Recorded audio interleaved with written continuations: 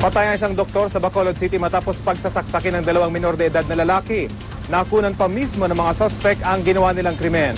Pasintabi po mga kapuso, sensitibo ang sunod niyong matutunghayan. Balitang hatid ni Stephanie Azucena ng GMA Bacolod. Sa itsura ng mga suspect na ito na isang 18 anyos at isang 16 anyos, hindi mo aakalaing makakagawa sila ng karumaldumal na krimen. Hindi malaman ng dalawa kung paano hihingi ng tawad sa mga kaanak ng doktor na si Andres Gumban na napatay nila. Kaya kung sala mangid ko, sensyawan lang ko nila ay hindi pars mo natatao, hindi perfect. Galing mo nagaling yung pangbudayan ko lang ang sala ko. Nagaan mo nila chance na nga. Pero naskaan lang ito ka na layman. May 10 nang makuha na ng video ang tagpo. Nag-set up ng cellphone camera ang dalawang suspect sa kusina ng bahay ni Gumban. Inabangan ang pagpasok ni Gumban. Ilang sandali pa, pinalo ng bato at inundayan ng saksak ng dalawang lalaki ang doktor. So sang natumba ining 18-year-old nga taga Sagay. Nakita ta sa video nga ginbuno niya. I think apat ka bisis. Amo ning mga fatal wounds man ni doktor. Sinadya naming putulin ang ilang bahagi ng video dahil lubha itong nakababahala.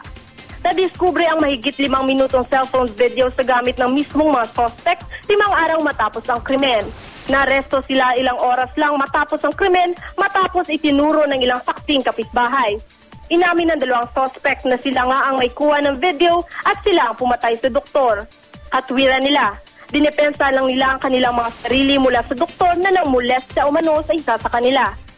Pero ayon sa mga pulis, mapapatunayan sa kuha sa cellphone video na walang sexual assault na nangyari. Posibleng pagnanakaw raw ang motibo sa krimen. May mga pila ka mga valuable items si doktor nga until now missing. Atong 15,000 pesos nga cash nasulod ato sa envelope until lang hindi makita. Ang iyang iPad, ang iyang relo, kagang iyang kulintas, no? Nga may pendant ini nga malahalon.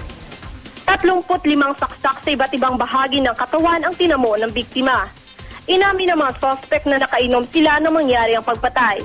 Sinampahan na sila ng kasong robbery with homicide at robbery with murder. Nasa kustudiya na ngayon ng DSWD ang isa sa mga suspect na menor de edad. Ang mga kaanak naman ng biktima tumanggi munang magbigay ng pahayag. Pero hiling nila, agarang hustisya.